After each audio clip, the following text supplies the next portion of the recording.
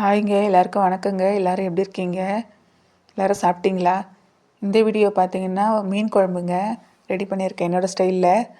ஒரு சட்டியில் பார்த்தீங்கன்னா எண்ணெய், கடுகுங்க, பூண்டை ஒன்றும் அதிகமாக அரைச்சி போட்டுக்குங்க. அப்புறம் கறிவேப்பிலை போட்டுக்குங்க. அப்புறம் வெங்காயம் போட்டுக்குங்க.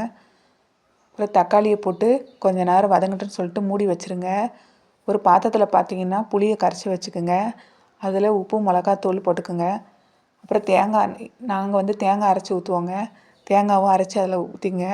நல்லா கரைச்சி வச்சுக்குங்க. வெங்காயம், தக்காளி நல்லா வதங்கணும். நல்லா வதக்கிட்டு இந்த புளி கரைசலை அதில் ஊற்றிக்கிங்க.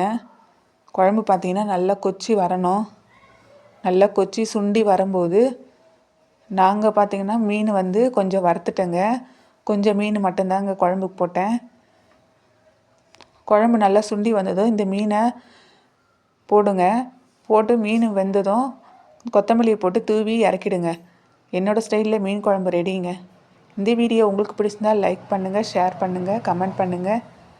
மறக்காமல் சப்ஸ்கிரைப் பண்ணிவிடுங்க. தேங்க்யூ.